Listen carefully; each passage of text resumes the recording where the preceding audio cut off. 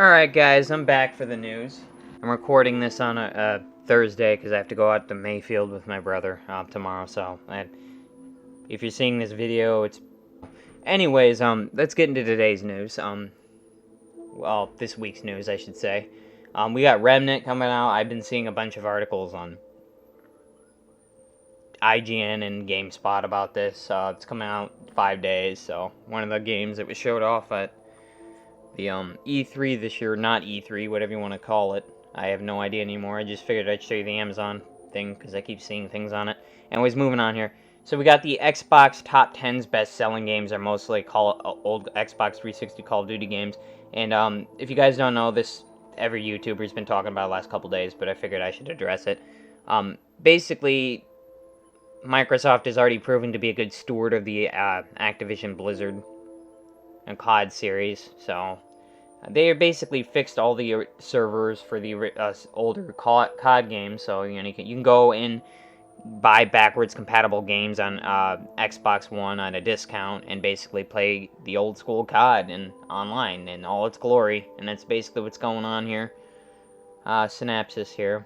On July 20th, the official Xbox website showed that 5 of the top-selling video games on Xbox Store were 360 Call of Duty entries, as previously mentioned. 2012 Black Ops 2 is currently number 1. Here's the full list of July at 11 a.m. EST with Xbox 360 games in bold. And that's basically what that's about. As you can see, half of the list is comprised of 360 Call of Duty games, with fan favorites like Black Ops and Modern Warfare 2 at the very top. And yes, it's very funny to see two different Modern Warfare 2s on the list at the same time, the flat circle and all. I think that's the new one. How that's... yeah, I don't know. Anyways, Microsoft and Activision extend merger deadline October. New commercial arrangements expected. Basically, they're doing this so they can get everything good to go both with the CMA and the FTC and stuff like that. Make sure they get all their bases covered so they don't have to redo any of this whole litigation process again. That's basically what's going on here. The July 8th deadline for Microsoft to close its deal to buy Activision Blizzard has come and gone, but both parties have now agreed to extend their deadline into October 18th under new terms. The 3-month extension comes amid the appeals process in the UK, with the deal over concerns around the cloud gaming market. So, yeah, there's that. They got a whole... the UK is caving, as I said in my prior video. It was going to happen the moment they won against the FCTC. Anyways, moving on. The Witcher 3 patch adds more Netflix series cosmetics and improvements across progression. The update also adds a slew of ray tracing improvements. CD Projekt Red has released a new update for The Witcher 3 Wild Hunt across all platforms. The latest update, patch 4.04, adds fresh content inspired by the Netflix series, improves cross-progression across various platforms, and adds several fixes to the Nintendo Switch Edition, along with plenty of other enhancements in general.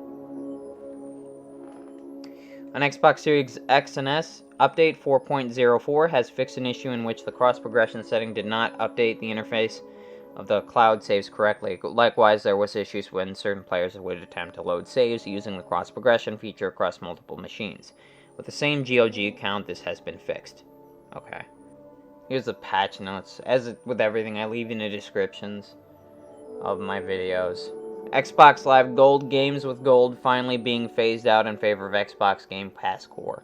And everybody was kind of mixed on this week, because basically Live should be free. I mean, you can play online free on your PC. So why on Xbox? I mean, they already have quite a good service here. I don't know why they can't just make base internet connection free on all these. It's just kind of common sense, you'd think. But Game Pass Core costs $10 a month and gets you access to 25 plus titles at launch and more every year. And this is probably following along with the price increase that they were talking about recently.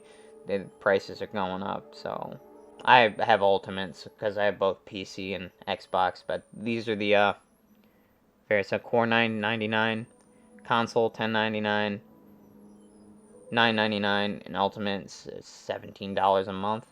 And basically EA Play, and you get PC gaming, PC console, and all the basically everything. basically almost everything here gives you new games in day one outside of core. Core is just basic services, pretty much, with some games. This is where you get day one games to start, and then for console only, and then you got PC only. And this is for both PC, basically, and that additional perks. Pokemon Sleep has started to roll out in some regions. The Pokemon-themed sleep tracker is now available on iOS and Android in Australia, New Zealand, Canada, and Latin America. This happened this week, too.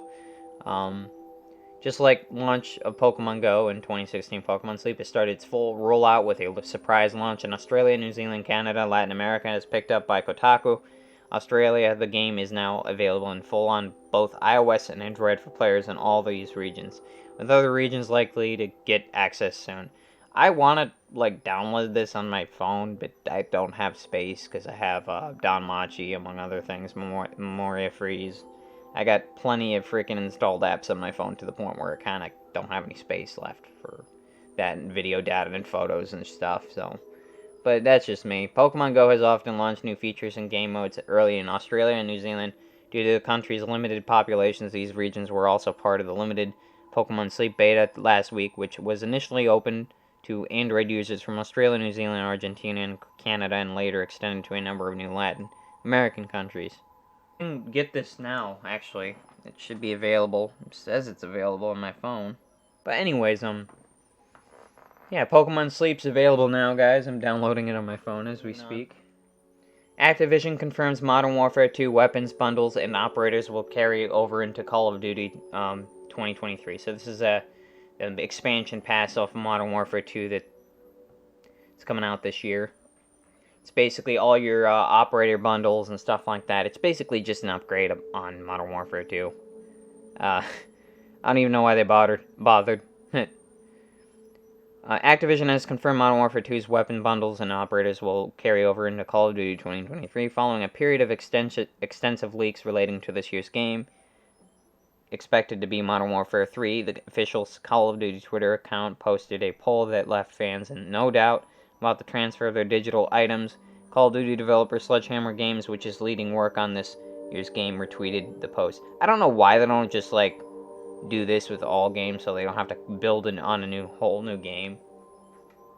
I don't know, because eventually when the servers end for that previous game, you're basically going to lose all your data once all those things you spent money on and stuff like that. I don't know. I don't know why they don't just do that. But that's just me. Moving on. EA says handheld consoles must have replaceable batteries starting in 2027. The next iteration of the Nintendo Switch and Steam Deck could come with replaceable batteries thanks to a new EU regulation. Yeah, I like that. You know what I mean? I like reusability when it comes to that.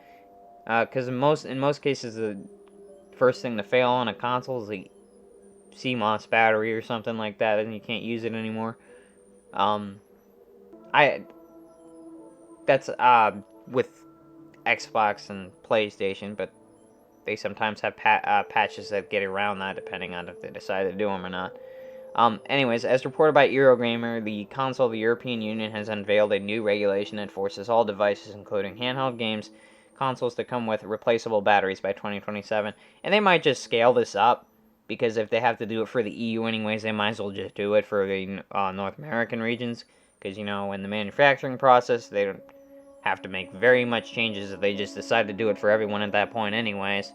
Nintendo's current console, similar to the Steam Deck and other already available devices, likely won't be affected by the regulations. Could affect development of next-generation systems like Switch and successor. While companies could push back against the regulations, the EU said that 2027 timeframe gives sufficient time for operators to adapt to design of their products to this requirement.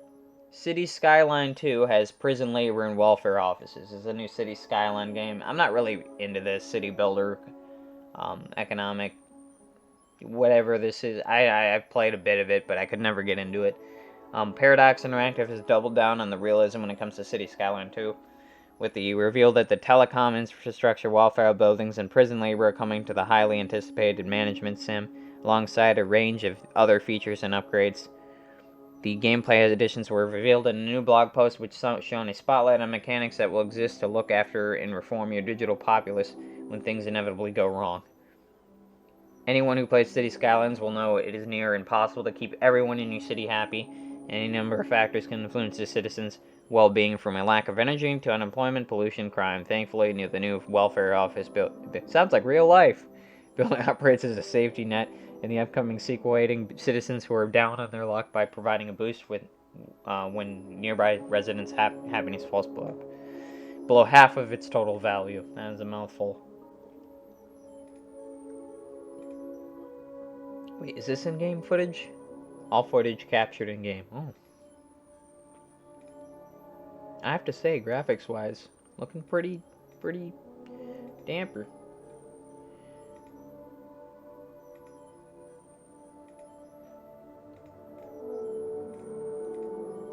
As I said, I'm not really all that into the city builders.